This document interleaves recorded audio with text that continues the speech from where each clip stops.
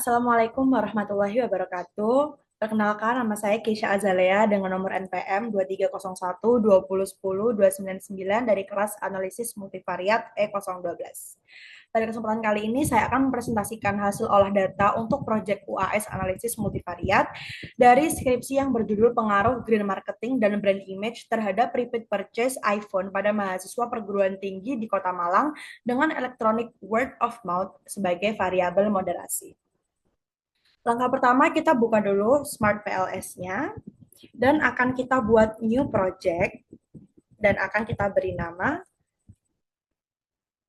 project UAS. Kita klik OK. Lalu akan kita double klik untuk import datanya. Jangan lupa data yang harus kita upload berupa bentuk CSV. Nah, kita buka datanya dan kita rename sebagai data mentah. Oke. Kita tunggu datanya terimport. Nah, setelah datanya terimport, kita klik path modelnya. Lalu kita masukkan masing-masing indikator. Yang pertama kita masukkan dulu X1-nya atau green marketing, lalu kita drag ke sini. Oke. Selanjutnya kita masukkan X2 atau brand image. Lalu kita masukkan Y. Kita drag ke sini. Yang terakhir kita masukkan Z-nya.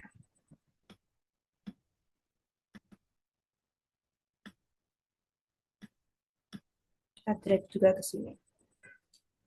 Oke, lalu kita perlu merapikannya. Untuk laten variabel 3 ini kita align indikator right, dan untuk laten variabel 4 ini kita align indikator top. Ya, lalu kita rapikan. Langkah selanjutnya kita perlu merename laten variabelnya. Untuk laten variabel 1 kita rename green marketing atau X1. Untuk laten variabel 2 kita rename brand image atau X2. Untuk laten variabel 3 ini akan kita rename sebagai repeat purchase atau Y. Lalu untuk laten variabel 4 akan kita rename sebagai electronic word of mouth atau Z. Oke. Langkah selanjutnya akan kita connect X1 terhadap Y, X2 terhadap Y, dan juga Z terhadap Y. Lalu selanjutnya kita klik moderating effect-nya dan kita klik di Y. Lalu untuk moderator variabelnya kita masukkan Z. Untuk independent variabelnya pertama-tama kita masukkan dulu X1-nya. Lalu klik OK. Kita klik lagi. Moderator variabelnya masukkan Z dan juga independent variabelnya sekarang masukkan X2. Kita klik OK. Kita rapikan sedikit. Oke. Jika sudah, maka kita akan calculate PLS algorithm. Start calculation. Kita tunggu. Nah, kita akan klik bagian final results yang outer loadings. Indikatornya ini semuanya sudah memiliki nilai di atas 0,70. Nah, di sini sudah terlihat ya, semuanya ini memiliki nilai di atas 0,70 karena dia juga berwarna hijau. Jadi nanti kalau misalkan ada data yang nilainya di bawah dari 0,70, maka dia akan berwarna merah.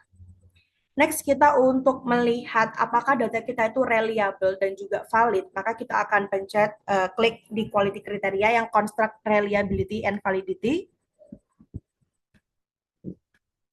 Oke. Nah, di sini kita perlu cek di bagian average dan juga Cronbach alpha. Yang pertama, untuk cari tahu apakah data kita itu valid, kita perlu cek di kolom average. Ya, di sini kita bisa lihat ya, seluruh kolom nilai average ini memiliki 0,5 ya. Artinya semuanya ini datanya ini sudah valid. Selanjutnya kita perlu cek reliability, apakah data kita tuh reliable atau belum. Ya, kita lihatnya dari kolom yang Cronbach alpha. Kalau misalkan nilai pada kolom Cronbach alpha-nya ini di atas 0,7, maka semua datanya ini sudah reliable. Nah, karena di sini semuanya sudah di atas 0,7, maka di sini datanya terbukti reliable. Oke, jadi dari sini kita bisa tahu nih bahwa data kita sudah valid dan juga sudah reliable. Next, karena data kita udah reliable dan valid, kita kembali lagi ke pet model, kita akan calculate blindfolding. Lalu kita akan start calculation. Nah, blindfolding calculation ini fungsinya apa? Jadi, blindfolding calculation ini fungsinya untuk menguji Q-square-nya. Oke.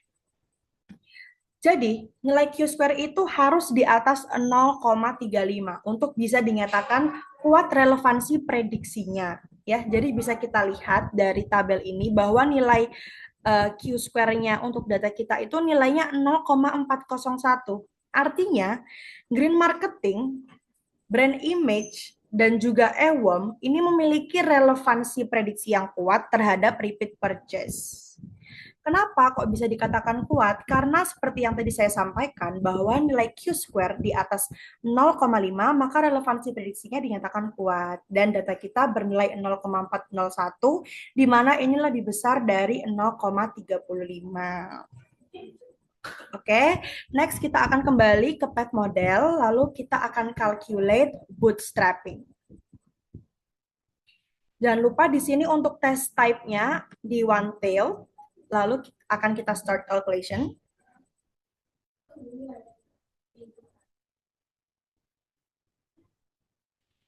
Oke, jadi bootstrapping ini fungsinya untuk apa?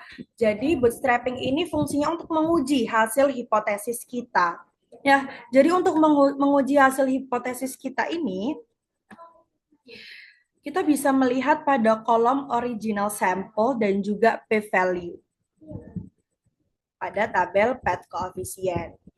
Oke, yang pertama akan kita bahas direct effect atau hipotesis 1, 2, dan 3. Jadi hipotesis 1 ini memiliki nilai p-value kurang dari 0,05 yaitu sebesar 0,016 dan original sampelnya positif 0,253. Maka hipotesis 1 diterima. Artinya green marketing atau X1 berpengaruh positif dan juga signifikan terhadap repeat purchase atau Y. Next kita masuk ke hipotesis 2. Nah, nilai p-value kurang dari 0,05 yaitu sebesar 0,003 dan nilai original sampelnya positif 0,389, maka hipotesis 2 diterima, artinya brand image atau X2 ini berpengaruh positif dan signifikan terhadap repeat purchase atau Y. Next kita masuk ke hipotesis 3.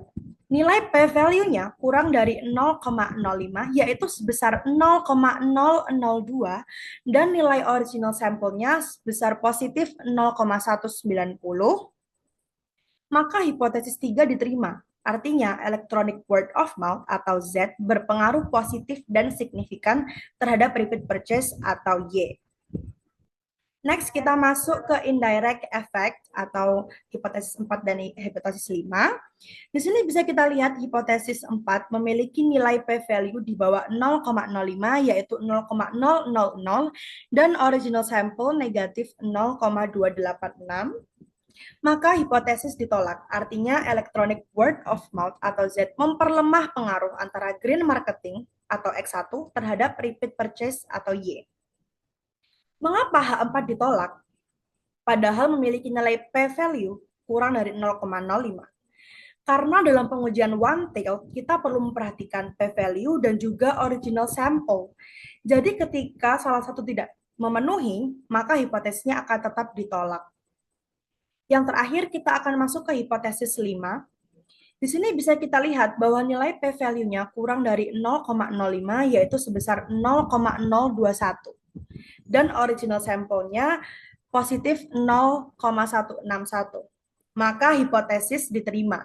Artinya electronic word of mouth atau Z ini memperkuat pengaruh antara brand image atau X2 terhadap repeat purchase atau Y. Oke, berikut adalah cara untuk olah data. Sekian dari saya. Terima kasih. Wassalamualaikum warahmatullahi wabarakatuh.